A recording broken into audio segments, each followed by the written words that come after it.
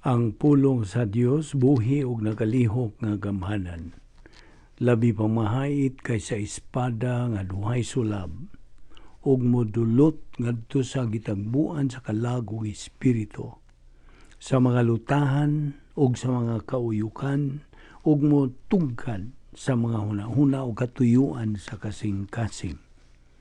Ang tibuok nga kasulatan gipaginhawa sa Dios, ug may kapuslanan alang sa pagpanudlo, alang sa pagpamadlong, alang sa pagpanulid, ug alang sa pagmatuto sa pagkamatarong. Aron ang tao sa Dios mamahingpit masinangkapan alang sa tanang mayong buluhaton. Paningkamuti pagayo ang imong kaugalingon sa pagpakita sa atubangan sa Dios ingon nga iyang nahimutan. Usa ka magtatrabaho nga dili kinahanglan magakaulaw, nga sa hustong paagi magapanudlo sa pulong sa kamaturan. Sa dili pa kita magapadayon sa atong naandan nga tulumanon adlaw-adlaw nga mong pagtuon sa pulong sa Dios, we need to rebound and use the principle of 1 John 1:9, which is homologeo, just acknowledge, admit, name, cite, enumerate, but as a whole, isugid natong tanang mga sala nga buhat nining adlaw aron sa ingon niya na dili kini makababag sa atong pagabuhatong pagtuon sa pulong sa Dios. 1 John 1:9 nagaingon sa English, if we confess our sins, God is faithful and just to forgive us our sins and to cleanse us from all unrighteousness. Nawalan kanimo higala, tawgon ka lang nako higala kay di ka pa man igsuon nako until ikaw maluwas. Now the only way of salvation is what is provided by God, and that is faith alone in Christ alone. Pagtuo lamang kang Kristo lamang ngang tao maluwas. Acts 16:31 says, believe on the Lord Jesus Christ and thou shalt be saved. Busa karon mag-andam tas tong kaugalingon pinagi sa hilo mga pagampo. Let us pray.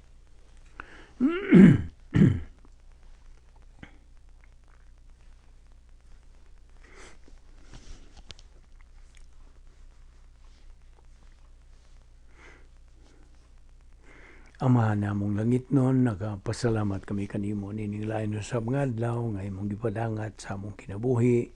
Buhi pa kami ning among lawas, askil pa nga among panlihok ug napay kalantip sa among pangunahuna. Kining tanan gumikan lamang sa imong gugma, imong kaluoy, imong grasya nga dili gani kami takos bisan gani sa pagkabuhi. We don't deserve all this. These are things that come from your grace.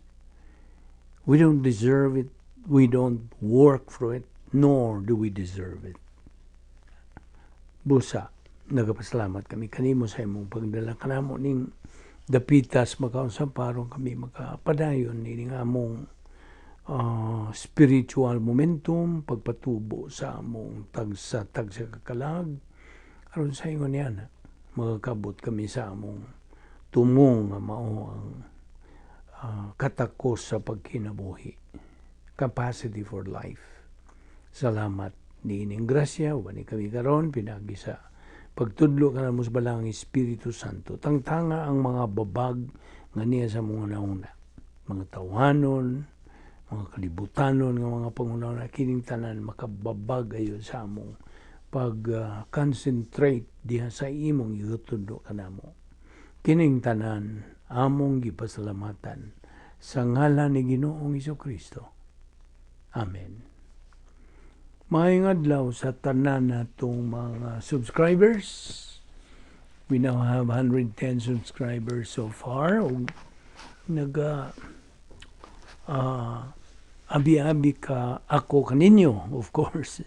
Kaninyong tanan nga mga subscribers, inyong mga higala, mga silingan. Welcome, labi na sa itong mga igsoong Kristohanon. Okay? Niya pa kita magadupot, nagapunting sa atong paghisgot bahin sa the doctrine of divine dynasphere. Okay, naghisgot man tagagapon na itong gugma. Di ba? Remember, ang gugma may relasyon o may kalabutan kini sa Dios. Love is related to God. And since God is love, kitang mga magtutuo can only love Him by His own way, not by our human way.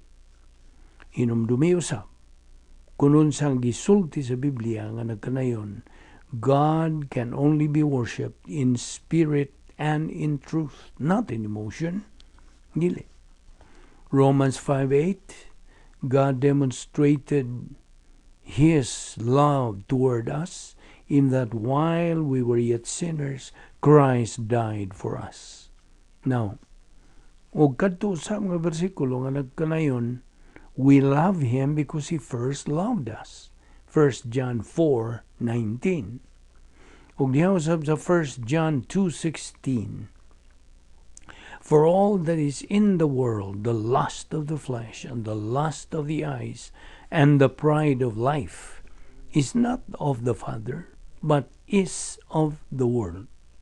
Verse 17, and the world passeth away, and the lust thereof, but he that doeth the will of God abideth forever. Now, kita kung mga magtutuo, nahimo kitang mga anak sa Dios, gumika ni atong atong tuo pagdawat kang Kristo nga atong manluluwas. That is the process. John 1:12 therefore says, but as many as received Him, to them gave He power to become the sons of God, even to them that believe on His name. Now,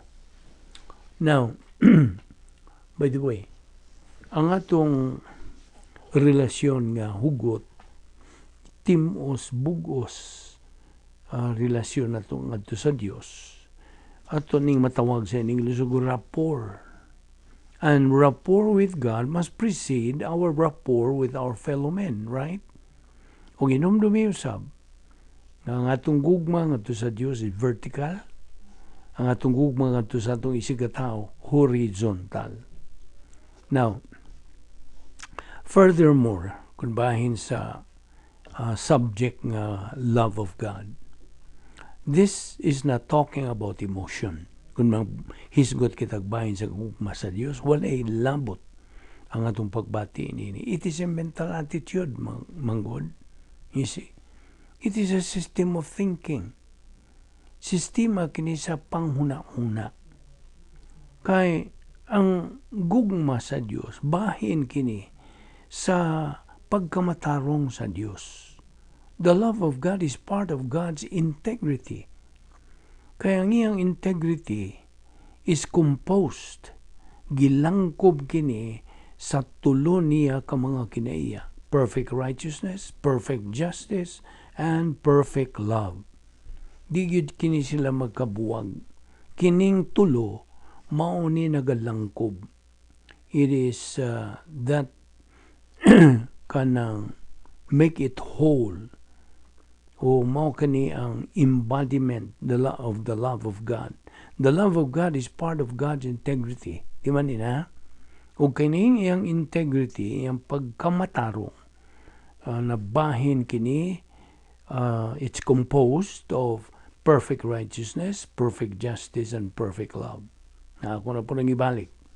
Now, ang pulong sa Diyos God, nagamando ka na itong mga magtotoo sa paghigugma nato sa Dios, sa tanan natong panguna-una, sa tanan natong kasing-kasing, sa tibok natong kasing-kasing, amen, with all their strength and with all their soul. Sa in English, nagaingong kini, we are mandated, kita mga magtuto are mandated by God's Word to love God with all our mind, with all our heart, with all our strength, and with all our soul. And in fact, that's the first. Kanang vertical forgiveness is Matthew 6:14 and Mark 11:25. That's the first. Vertical kana. The second is to love your neighbor as thyself. Horizontal. Horizontal forgiveness is found in Ephesians 4:32. Now, kining mao mga mando nga atong gitukbil can only be followed and executed sa diha nga usa ka magtutuo atoa siya magapuyo sa operational divine Dynasphere, fulfilling the protocol plan of God. Dili siya makatuman sa protokol nga plano sa Dios kung wa siya magapuyo dito sa sulod sa operational divine Dynasphere. Kini nga itong Dynasphere, timani, masig nakalimot ka na, our divine Dynasphere here in our period of time, meaning church age, niyaman ta sa church age, katuigan sa simbahan, ang atong divine Dynasphere is called operational. Ang iyahan ni Ginoong Kristo samtang dinhi pa siya sa unang pag-anhi niya, first advent, dito siya magapuyo sa divine Dynasphere nga gitawag og prototype. Okay? Ang iyang Ginoong Kristo nga divine Dynasphere is prototype. Ang ato karon dinhi sa katuigan sa simbahan is operational divine Dynasphere. Okay? In short, sa dihang ang usa ka magtutuo nagatuman sa iyang dynamic, unique spiritual life. So, mao na ang higayon nga siya makatuman sa iyang dynamic, unique spiritual life kung tuwa siya sa sulod sa iyang divine Dynasphere. Again, divine Dynasphere is a mental attitude, ha? Kung na po nang usbon sa pag-iingong kanimo, kaya basig nakalimot na ka. It is a mental attitude. In fact, the Christian way of life is a mental attitude life. So, when a believer says he loves God, but hates his brother, unsa man siya? Bakakon. Usta? He is a liar. Na sa 1 John 4:20, by the way, kitang mga magtutuo niining dispensation pagkakaroon. In this present dispensation. Unsa pa itong dispensation? Church age. Okay? Kita are being admonished by the Word of God sa pagtuon sa pulong sa Dios pinaagi sa atong tukma nga pastor magtutudlo nga napunan sa Espiritu Santo o anaa siya gasa sa pagkapastor magtutudlo. Believers have to hear the teaching of the Word of God so he can believe it. Of course. So may ang tuuhan kung wala siya magkakaton sa butang kinahanglang tuuhan. See? Faith cometh by hearing, and hearing by the Word of God. Romans 10:17. Now, by the way, ang gitawag nato og ato naman yung gitukbil kanito, no? Motivational virtue o functional virtue. Kini silang motivational virtue o functional virtue, they go in tandem. Magkuyog yun sila. Ang motivational virtue is directed to God. O this is otherwise called personal love for God. Kining motivational virtue. Ang functional virtue is directed to mankind, to our fellow men. Otherwise called impersonal love for mankind. But let us always remember that these two kinds of love, byproduct kini sila sa pagkamalahotayon, makugihon, masigihon, makanunayon nga pagpuyo sa magtutuo diha sa sulod sa operational divine Dynasphere. outside of the divine dynasphere, ang usa ka magtutuo has no way to experience these two kinds of love. Wala.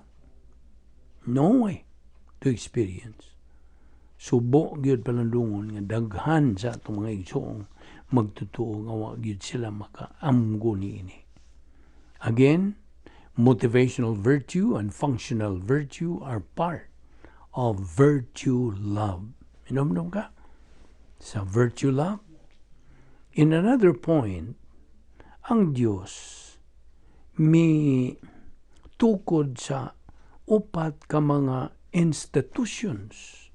Unsa mga tong upat ka mga institutions nga iyang tag-establish. Ang naguna niini kabubuton, ikaduha kaminiuon, ikatulo panimalay, ang ikaupat ang nasod. Okay? So these are the four institutions God established. Volition, marriage, family, nation. Now, kini si Satanas, God's arch enemy, is on the run. Nagaliho kini siya, nagasuroy-suroy na siya, to destroy this above four divine institutions. Nagsikat-sikat gini siya. Kung ikaw nasayod na nga, ang policy ni Satanas is unsa? Evil. That is Satan's policy, just as God's policy is grace. Muna, nagkakaatbang kini grasya o ang dautan. Na atas taliwa, papiliun ta. Remember Colossians 3:14? Beyond all these things, put on love, which is the perfect bond of unity. Now, ang verse 15 po niya na, sumpay niya ng mga Colossus 3, let the peace of Christ rule in your hearts, to which indeed you are called in one body, and be thankful.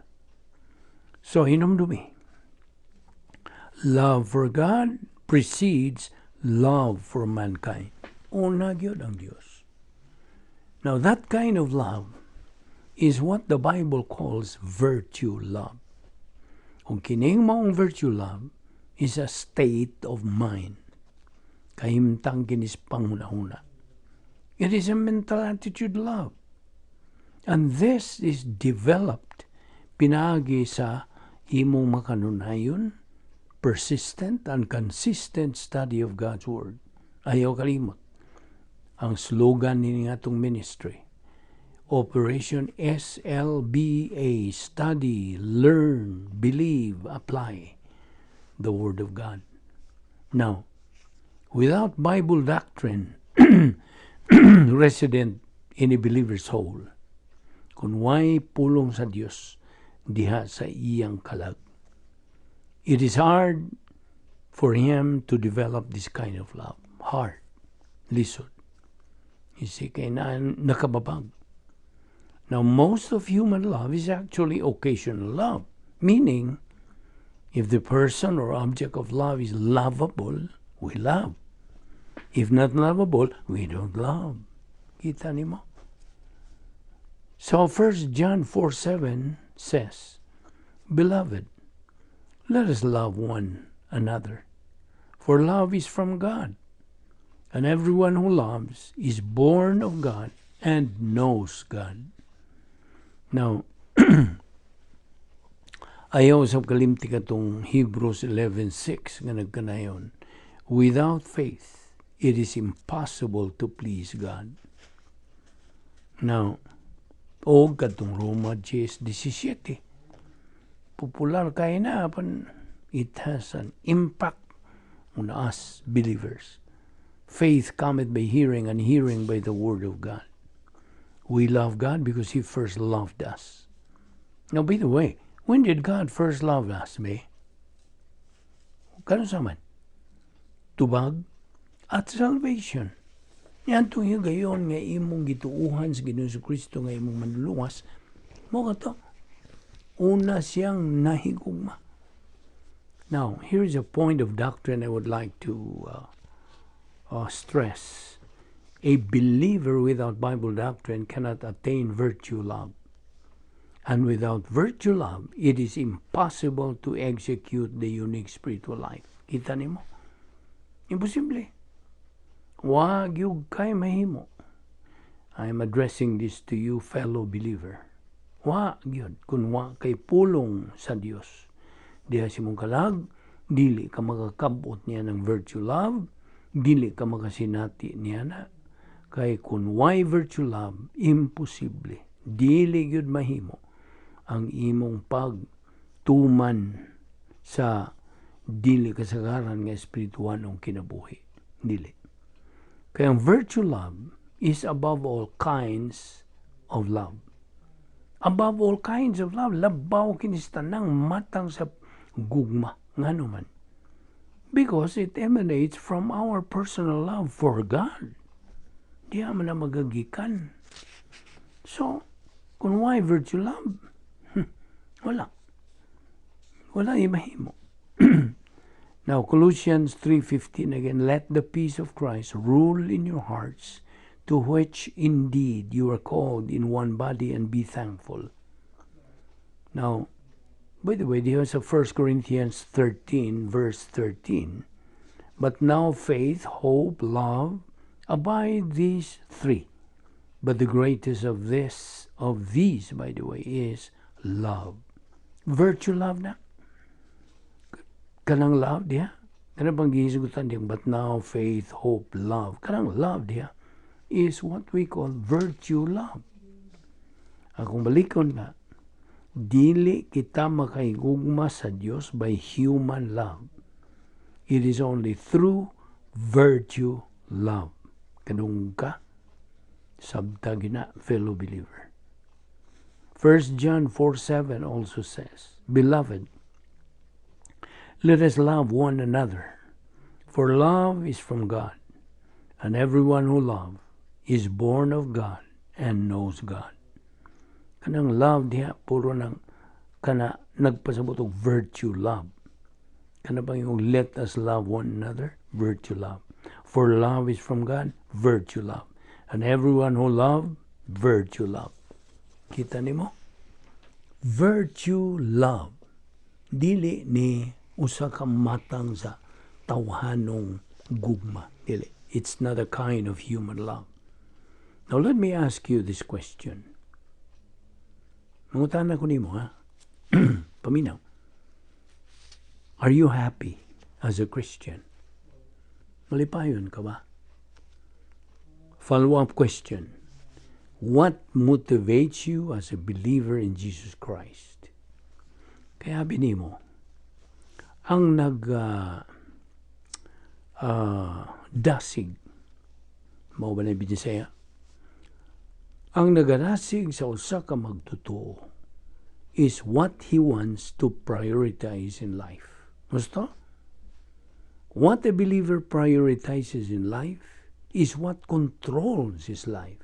Gusto? Now, kung siya kong pangutana ni mo gusto ba? Gusto mong gina. Kaya mo man yung prinsipyo sa pulong sa Diyos. So, akong balikon. Are you happy as a Christian?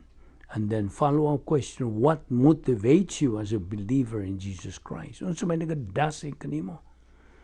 Kay unsay nagadasig sa ka magtotoo, mao kana ang iyang gusto nga iyang ipasiuna siyang kinabuhi. Unsa man ang ipasiunas kinabuhi sa magtotoo, mao kana ang magakontrolar siyang kinabuhi. Gusto? So, sa diha nga usa ka magtotoo leads his spiritual life by emotion, pinagi siyang pagbati, then he is a sure failure in his Christian life. O tamahimo niya na. Gibase na itong tanan, kinigikan sa prinsipyos pulo sa Diyos. So, ako malikon nga, kung unsa may magagahom sa espiritual ng kinabuhi sa usa ka magtotoo, pinagi sa iyang pagbati, sigurado siya nga mapakyas sa iyang Kristohanong kinabuhi. Aparang mando diya sa pulong sa Diyos, 2 Pedro 3:18, ang baliko na po, grow in grace and in the knowledge of our Lord and Savior Jesus Christ. If I were asked, what motivates me in my Christian life? My answer should be and is Bible doctrine. And part of it is personal sense of destiny. Remember Colossians 3:15. Let the peace of Christ rule in your hearts, to which indeed you are called in one body, and be thankful. Kanang peace diha, let the peace of Christ rule. Irene, mo man ay Grigong pulong sa peace. So what does peace mean? Irene. In English, peace is a set of favorable circumstances, freedom from turmoil. No worries, without any trouble. Mao na peace. Pangutanan na pod, do you have Christ's peace right at this moment? Na nag-iya ka ba? Yan ang kalinaw ni Ginoong Jesucristo. Diha kanimo. John 14:27 says, peace I leave with you, my peace I give to you. Not as the world gives do I give to you. Do not let your heart be troubled, nor let it be fearful. John 16:33. These things I have spoken to you, so that in me you may have peace. In the world you have tribulation, but take courage. I have overcome the world. Philippians 4:7. And the peace of God, which surpasseth all comprehension, will guard your hearts and your minds in Christ Jesus. So mo itong akong iyon ni Musculusas 3:15, ayaw kalimot, and let the peace of God rule. Irene, peace.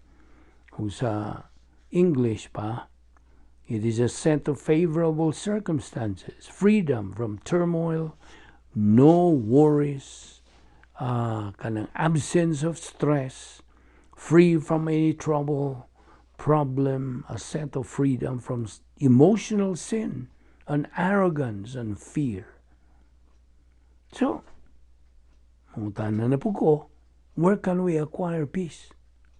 Be, asa man nato kanang angkon makuha kining maong matang sa kalinaw. God's word says it is the peace that Christ gives us believers. John 16:33 says, these things I have spoken to you, so that in me you may have peace, etc. Philippians 4:7 again, and the peace of God, which surpasses all comprehension, will guard your hearts and your minds in Christ Jesus.